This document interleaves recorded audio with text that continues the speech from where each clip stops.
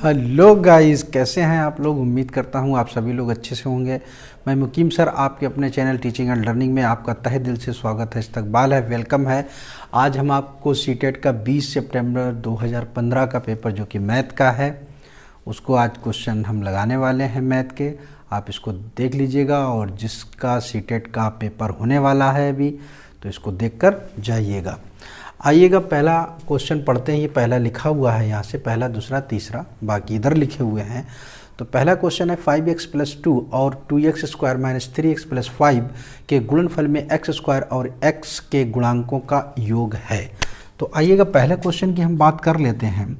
तो पहले तो आप ये लिख लीजिएगा 5x + 2 और दूसरे ब्रैकेट में आपका 2x² - 3x + 5। ये कह रहा है कि गुणनफल करना है, इनका गुणा करना है और x² और x के गुणांकों को निकालना है। तो आप क्या करेंगे, इसमें हम गुणा करेंगे तो आपका 10x की पावर 3 हो जाएगा, माइनस का आपका 15x² हो जाएगा, प्लस का आपका ये 25x हो जाएगा, प्लस का 4x² हो जाएगा, माइनस का 6x और प्लस का 10। इतना करने के बाद ये आपका 10x³ ये 15 में से 4 जाएगा, माइनस का 11x² और 25 में से 6 जाएगा, 19x + 10। अब इसका क्या करेंगे, x² और x के गुणांकों का योग। तो x² का कितना है, देखिए जैसा कहे वैसे ही आप, तो माइनस का 11 है और प्लस का x का गुणांक 19 है। इसको जब हम हल करते हैं तो 19 में से 11 जाएगा तो आपका कितना बचेगा, 8। यही आपका आंसर है। ऑप्शन देख सकते हैं, ऑप्शन डी सही है। इसको नोट कर लीजिएगा और नेक्स्ट क्वेश्चन देखिएगा। 4 का मान होगा तो इसको देखिएगा किस तरीके से लगाएंगे दूसरे को, देखिएगा ध्यान से।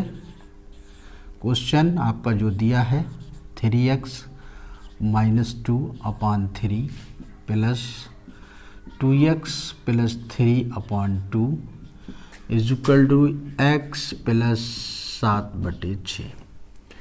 तो आप यहाँ पर ये देखिएगा कि इसको हमें लासा ले लेना है और हल कर देना है। तो देखिएगा 3 दूनी 6 हो जाएगा, 2 का इसमें गुणा हो जाएगा, 6x और 2 दूनी 4 हो जाएगा, प्लस 3 का इसमें हो जाएगा 6x और आपका 3 तिरका 9। ये आपका क्या होगा, इसको जब अगर हम करेंगे तो 6 इसमें भी लासा ले लेंगे तो 6x + 7। ये 6 से ये 6 कैंसिल, 6 और 6 कितना हुआ, 12। तो 12x और 9 में से 4 गया, प्लस का 5 = 6x + 7। ये 6x उठाकर इधर ले आएंगे तो 12x - 6x = 7 - 5। आइएगा नेक्स्ट क्वेश्चन पढ़ते हैं। एक धनराशि चक्रवृद्धि ब्याज द्वारा 3 वर्षों के पश्चात 4,818 और 6 वर्ष के पश्चात 7,227 रुपये हो जाती वह धनराशि है। देखिएगा तीसरा क्वेश्चन, बहुत ही अच्छी तरीके से तीसरा क्वेश्चन देख लीजिएगा। पहले आपका दिया गया है, पहले 3 वर्ष दिया गया तो हमने इसको N1 मान लिया और इसको हमने A1 मान लिया 4818। दूसरे वाले को N2 मान लिया 6 और आपका A2 मान लिया कितना, 72 27। तो देखिएगा जो फार्मूला आपका होता है वो A = P 1 + R/100 की पावर n होता है। ठीक, अगर हम A1 के लिए लगाएंगे तो यहाँ N1 हो जाएगा। ठीक है, बाकी ये चीज़ वैसे ही रहेगी। इसके बाद आप ये काम कर सकते हैं, जैसे मान लिया कि हमने A1/A2 लिखा, तो A1/A2 अगर लिखा है तो P कट जाएगा, तो आपका जो बचेगा 1 + R/100 की पावर, अगर आपने A1 रखा है तो आपका N1 - N2 आ जाएगा।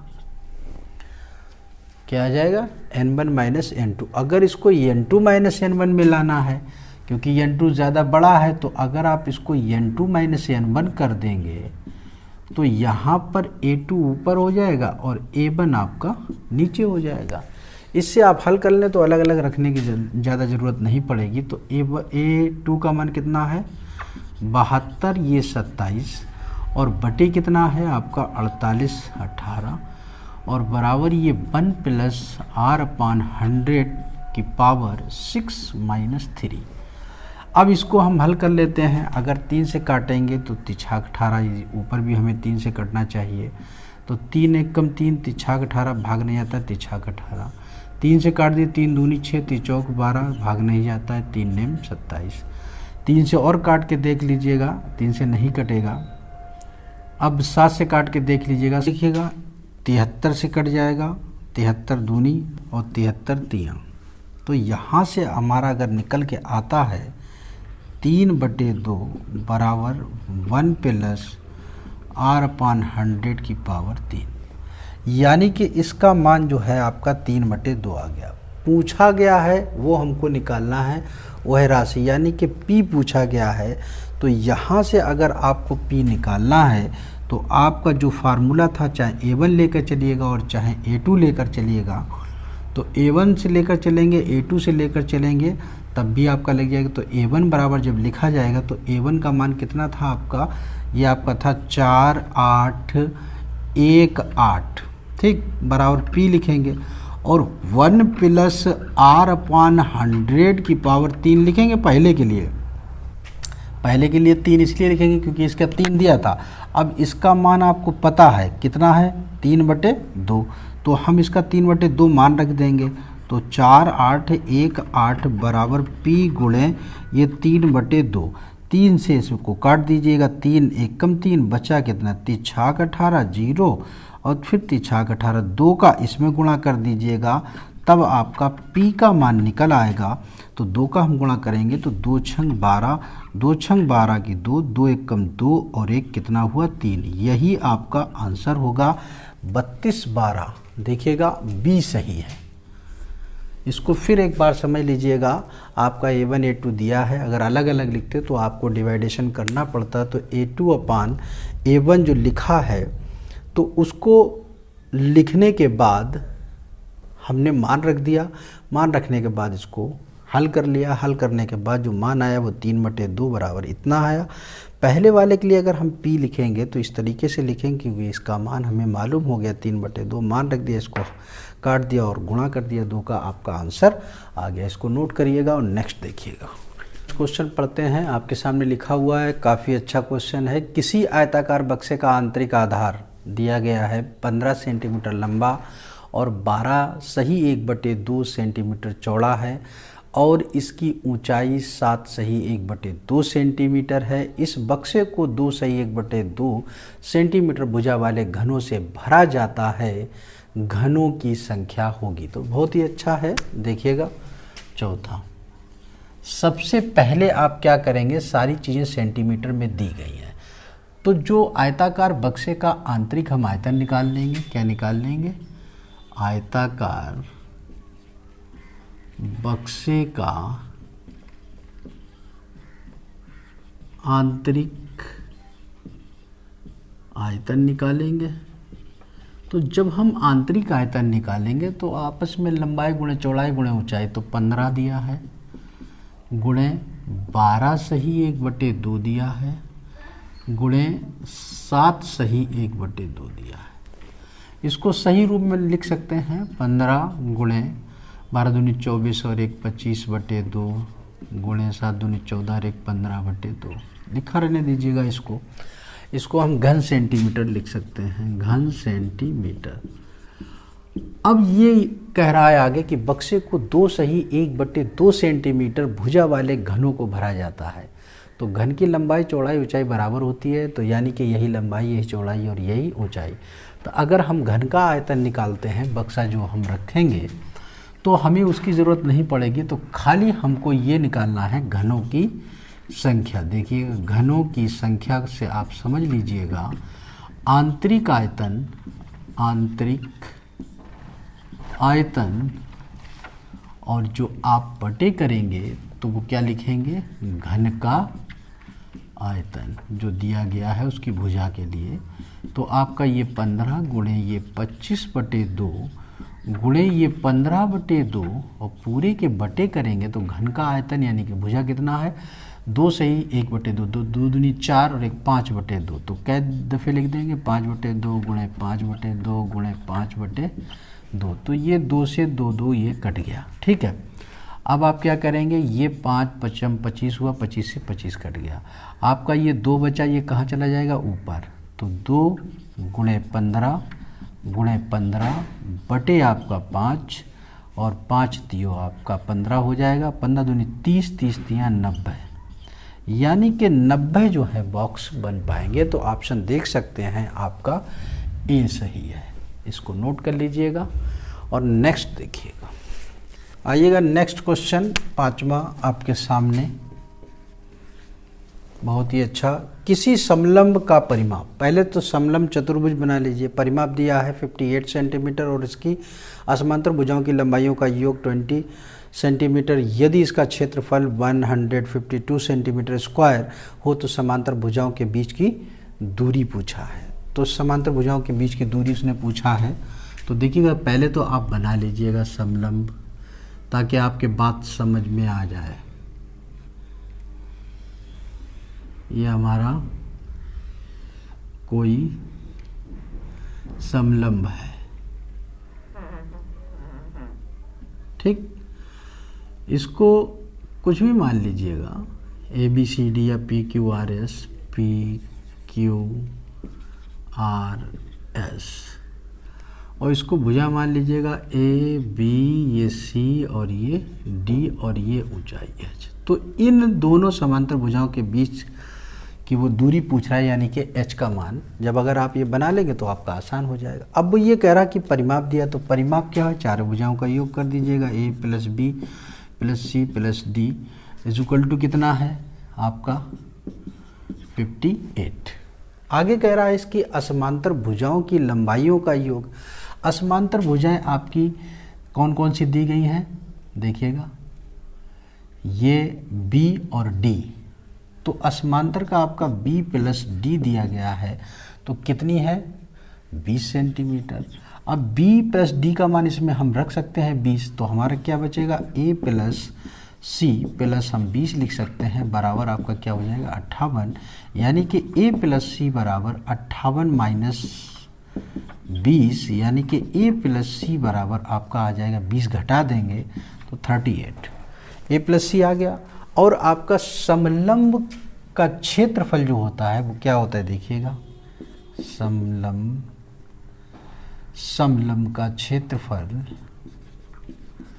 समलंब का जो क्षेत्रफल होता है वो होता है 1/2 गुणे समांतर भुजाओं का योग। समांतर भुजाएं आपकी A और C है, A + C गुणे ऊंचाई H।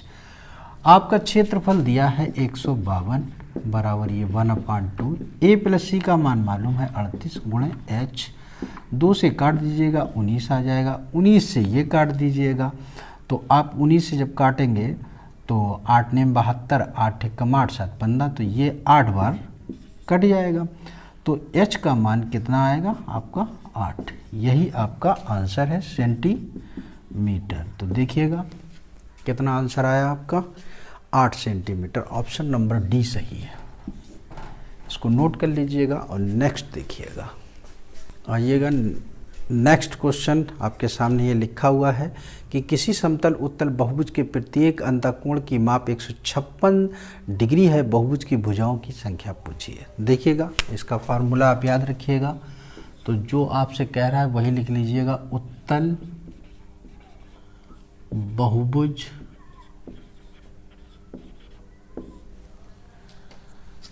के अंतःकोण की माप, के अंतःकोण की माप जो दी है वो कितनी दी है आपको 156 डिग्री। ठीक है, इसका formula n-2 180 degree upon n बराबर 156 डिग्री। इसको हल कर लेते हैं, 180 इसके बटे कर देते हैं, n-2 अपॉन n 156 बटे 180। इसमें 2 से आप काट सकते हैं, 90 आ जाएगा, 2 7 14, 2 8 16, 45 आ जाएगा, 2 3 6, 2 9 18, 3 से भी कट जाएगा, 3 एक कम 3, 3 5 15 और 3 एक कम 3 13 9। तो यहाँ से आप अलग कर सकते हैं n अपान n माइनस 2 अपान n बराबर 13/15। ये n से n कट गया, 1 आ जाएगा। तो आपका माइनस 2 अपान n बराबर ये 13/15 और 1 उधर उठा कर ले जाएंगे माइनस का 1, माइनस 2 अपान n ये 15 आप लासा लेंगे तो 13 माइनस 15, इसको घटाएंगे तो माइनस का आपका 2/15 आ जाएगा। ये माइनस और ये माइनस, माइनस माइनस आपका प्लस हो जाएगा, n का इसमें गुणा, ये 2 एक कम 2 कट जाएगा, तो आपका n बराबर कितना आ जाएगा 15। यही आपका आंसर होगा। ऑप्शन देख सकते हैं 15 सी सही है। क्लियर? अगर समझ में आ रहा है तो शेयर कर देना, अगर लगता है शेयर कर देना, नहीं लगता तो मत करिए, कोई दिक्कत नहीं है, इसको नोट कर लीजिएगा। आइएगा आपके सामने ये क्वेश्चन लिखा हो, ये यस बराबर दिया है एस बराबर 1 minus 2 plus 3 minus 4 plus 5 and dot dot करके प्लस 49 माइनस 50। तो यस योज्य प्रतिलोम पूछा है। देखिएगा 7वां बहुत अच्छा है, और जो दिया गया है आपका 1 minus 2 plus 3 minus 4 plus 5 minus 6 plus 7 minus 8 और plus and dot dot plus का 49 माइनस का 50। तो 50 वाले एक तरफ कर दीजिएगा, माइनस वाले एक तरफ और प्लस वाले एक तरफ। तो प्लस वाले जब हम आप एक तरफ करेंगे तो आपका आएगा 1 plus 3 plus 5 plus and dot dot plus ये 49। दूसरा जब माइनस आएगा तो अंदर का चिन्ह बदल जाएगा, 2 plus 4 plus 6 plus and dot dot plus आपका कितना आ जाएगा 50। तो इसके लिए एक फार्मूला बनाया गया है, इसको हम लिखते हैं n स्क्वायर, और इसके लिए दूसरे वाले के लिए जब सम संख्याएं होती हैं तो उसके लिए योगफल पूछा गया, क्योंकि n बराबर ये भी 25 है और n बराबर ये भी 25 है। तो इसको हम n बराबर स्मॉल मान लेते हैं और इसको मान लेते हैं कैपिटल। लेकिन सम और विषम के लिए फार्मूला है, विषम के लिए आपका n स्क्वायर है और सम के लिए आपका n प्लस 1 है। इसमें मान रख दीजिएगा, आपका आंसर आ जाएगा, ये 25 का वर्ग हो जाएगा और माइनस इसको हम 25 और ये 25 प्लस 1 लिख सकते हैं। ये आपका 625 हो गया, माइनस 25 गुणे आपका ये 26 हो गया। अब 625 ये आया, माइनस 25 छंगा 150 और 25 दूनी 50 और 15 उसमें जोड़ देंगे तो आपका 65 हुआ। इसमें से इसको घटाएंगे तो आपका माइनस 25 हुआ। और जब हम इसको योज्य में निकालेंगे, योज्य प्रतिलोम पूछ रहा है, यस का योज्य प्रतिलोम जब पूछेगा तो चिन्ह बदल जाता है। तो आपका 25 माइनस का था तो 25 का रह जाएगा प्लस का, और ऑप्शन आप देख सकते हैं डी सही है। इसको नोट कर लीजिएगा। उम्मीद करता हूँ आपको समझ में आया होगा, और अगर समझ में आ रहा है तो लाइक ज़रूर कर दीजिएगा। और नेक्स्ट देखिएगा, आइएगा नेक्स्ट क्वेश्चन, 8वां क्वेश्चन आपके सामने लिखा हुआ है, का मान ज्ञात कीजिएगा। ध्यान से देख लीजिएगा इसको भी। 8वां क्या है आपका, ये घनमूल दिया गया है, कितना है माइनस 2300 गुणे आपका घनमूल दिया गया है, कितना है 5290। तो हम इसका आपस में अगर गुणा कर दें, क्योंकि घनमूल है और घनमूल जब हम बनाएंगे तो माइनस तो हमारा रहेगा ही रहेगा। तो हम क्या करेंगे, ये घनमूल बना दिया, ये माइनस का 2300 गुणे ये 5290। अब आप ये देखिएगा कि अगर ये दिया गया है इस तरीके से तो आप समझ सकते हैं, ये 3 लिख दिया, 3 जीरो आपका है, माइनस 23 लिखा रहने दीजिएगा, गुणे हम 1000 कर लेते हैं, गुणे आपका 529। 529 को हम लिख सकते हैं, ये 3 लिख दिया, माइनस का 23, 529 को हम लिख सकते हैं 23 गुणे 23, और इसको हम लिख सकते हैं 10 गुणे 10 गुणे 10। तो आप निकाल सकते हैं क्योंकि 3 3 का जोड़ा बन रहा है। माइनस आपका इसलिए रहेगा क्योंकि अगर आप 230 इस तरीके से अगर करते हैं, मान लिया कि -230 गुणे -230 और गुणे -230 का घनमूल ये 3 है। अगर हम इससे बाहर निकालेंगे तो माइनस का ही बाहर निकलेगा 230, यही आपका आंसर होगा। ऑप्शन देख सकते हैं आपका -230। क्लियर, इसको नोट कर लीजिएगा और नेक्स्ट देखिएगा। नेक्स्ट क्वेश्चन आपके सामने लिखा है का मान ज्ञात कीजिए। देखिएगा कैसे मान इसका ज्ञात होगा। ये 9 लिख लिया, ये 4 + 44/10 + 404/100 + 444/1000 फिर +4 ये 10,000। ठीक है, तो आप ये देखिएगा, चलिए 4 लिख लिया, इसको हम 1 अंक करेंगे तो 4.4 आ जाएगा, इसको 2 अंक करेंगे तो 4.04 आ जाएगा, और इसको हम 3 अंक बाद लगाएंगे तो 0.444 आ जाएगा। इसको हम 4 अंक बाद लगाएंगे तो आप प्लस करेंगे, पहले ये 4 लगाएंगे तो 0 0 0 यहाँ पर आपका ये आ जाएगा। बस आपको अब हल कर देना है। अगर आपको इस तरीके से हल करना नहीं आता है तो आप इस तरीके से भी हल कर सकते हैं वहाँ, क्योंकि रफ़कार आपको करने को मिलता है। इस तरीके से अगर आप लिख लेंगे तो आपका गलत होने का कम चांस रहेगा। 0.00 ये 4 इसको लगाइएगा तो ये 4 ये 4 4 4 8 4 4 8 ये दशमलव और ये 12, यही आपका आंसर है 12.8844। ये ए ऑप्शन सही है। इसको नोट कर लीजिएगा। अगर आपको ये वीडियो अच्छा लगा है तो शेयर लाइक कर दीजिएगा। अगर नहीं करना है तो कोई बात नहीं, लेकिन पढ़ते रहिएगा। Thank you very much.